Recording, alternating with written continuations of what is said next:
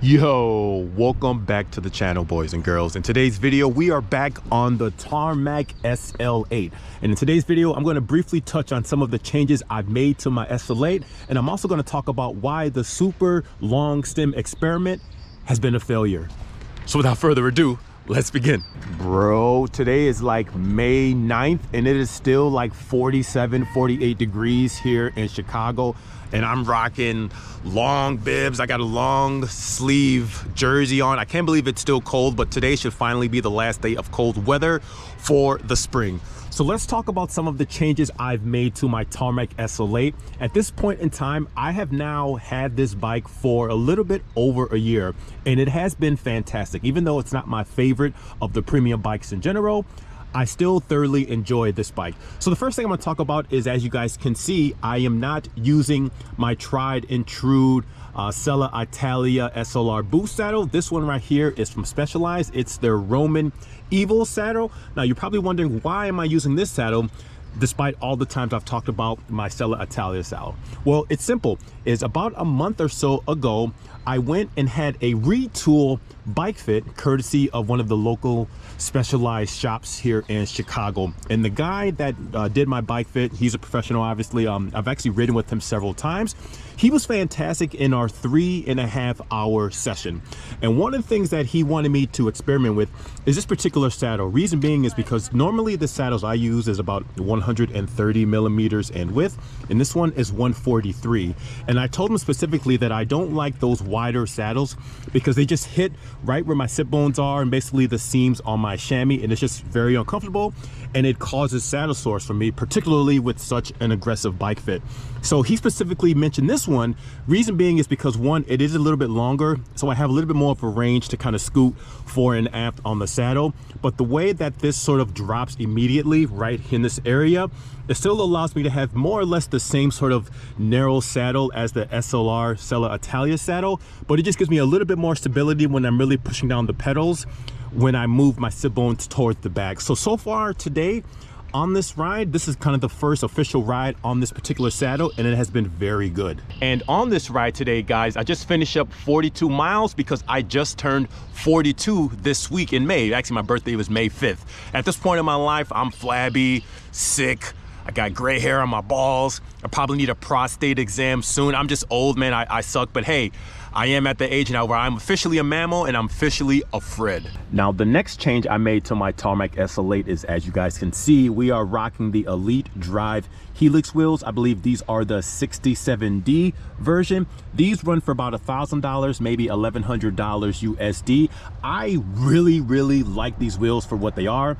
You get steel spokes, you get steel bearings, which is why these have the little bit of the lower price point. You have like 68 millimeters depth in the rear, you have like 60-ish in the front, and as you guys can see, it has this whale fin undulating design, which should help with crosswind stability. The internal width on these is like 21, then the external width is like 30 or 32, which stretches out these 28 Continental GP5000s to about 30 half at the rim. And I'm running around 67 psi or so, but I really like these wheels on this frame set.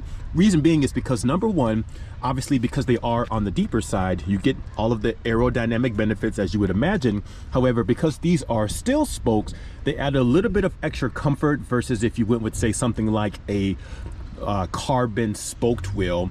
And then the other thing I like about these is because these are running steel bearings, these should be a little bit more hard wearing versus the ceramic bearing option of these particular wheels. And then being that the Tarmac SL8 in general is just a very comfortable and fast frame, I think these wheels pair very nicely to this frame set. Just look how good this bike looks. I mean, look at that saddle to bar drop. It's crazy aggressive. Then of course I have the custom decals on there courtesy of Speedy Decals. They just really make the colors on this overall frame set pop. You got the glossy wheels.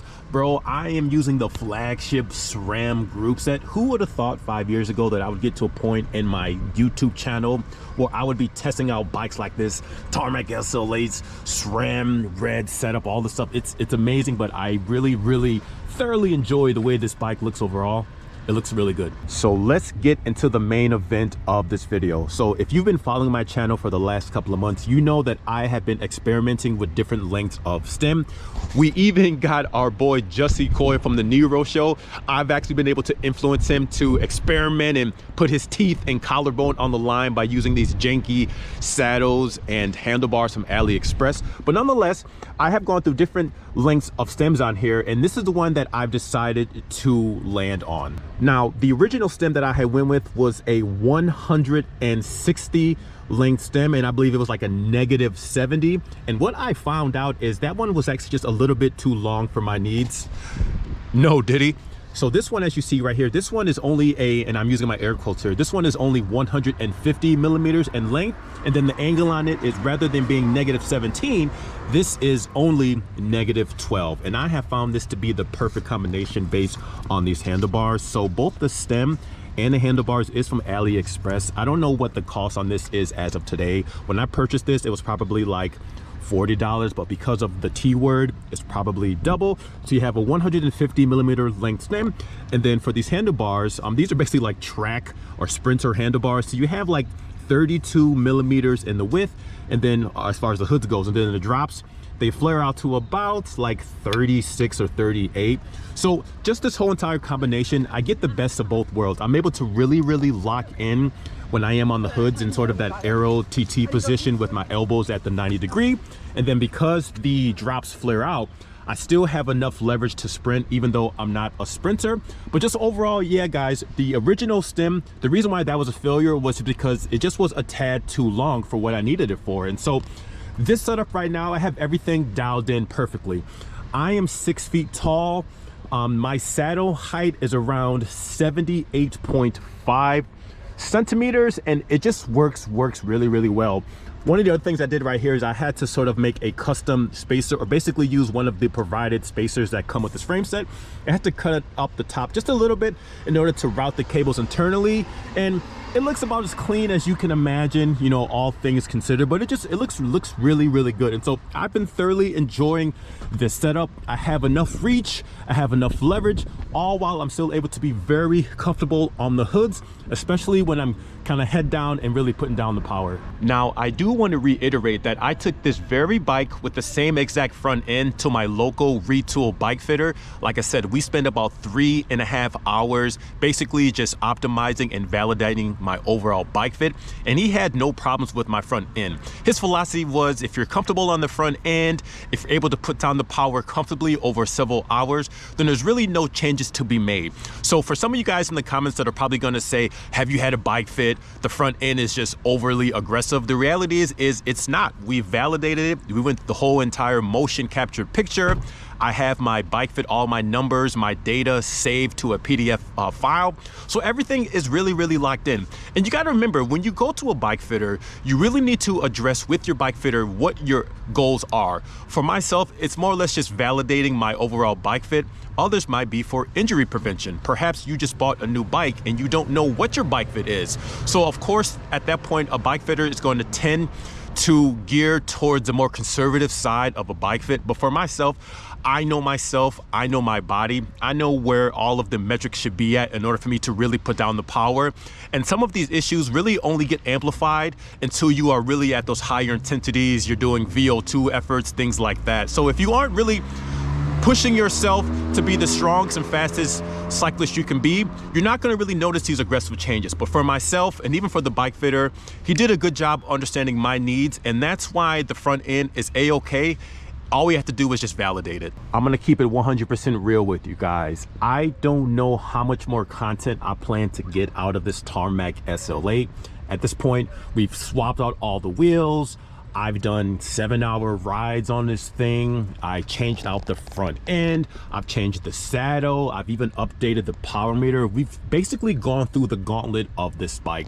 And the main reason why I bought this bike a year ago was because, according to you guys, the viewers, the Tarmac SL8 is the benchmark frame to test against all these other bikes. And as I've mentioned more recently, some of the other more affordable Chinese branded bikes, those have been really good for my needs. So I don't really know what's next for this frame set. I am considering it, strongly considered selling it. Main reason for selling it is because similar to some of the independent automotive tuning YouTube channels out there, a lot of what my channel rests on is constantly bringing on new bike build projects. So I can't just keep using the same Tarmac SL8 for the next few years just for the sake of content, because you guys are just pretty much going to get tired and bored of me presenting this bike. So I will be using this funds at some point to fund the next project, but I really like this bike. It's just not my favorite, but we've pretty much gone through everything we need to out of this bike. So the main takeaways from this video, guys, is number one, get a bike fit. If you are purchasing a new bike, or if you are worried about injury, then that's a really good reason to get a bike fit. And for myself, if you simply want to just validate your bike fit overall, then that is a fantastic reason to go see a professional bike fitter. And the second point takeaway is, don't be afraid to experiment with different components. As you guys can see on my bike, I've changed out the saddle. I've constantly swapped out the wheels. This is actually my third cockpit setup that I've used on my Tarmac SL8. You're really not gonna break anything. Just make sure that you pay attention to the torque specs on there. Make sure you have a torque wrench, but you're not really gonna break anything. Just tape and mark areas as a default sort of setup before you start changing things. But just don't be afraid to experiment, because in my case, by me experimenting with these different length stem, I was able to settle on this 150 millimeter length stem at a -12 angle. And this has been the way to go for my particular setup. So I would say that this setup right now, as you see it, has been a success. It has been a very great success. So I'm gonna leave the video at that today, guys. Questions, comments, and concerns, please feel free to leave them down below, and I'm gonna check you guys on the next one. Thank you so much for watching. Peace.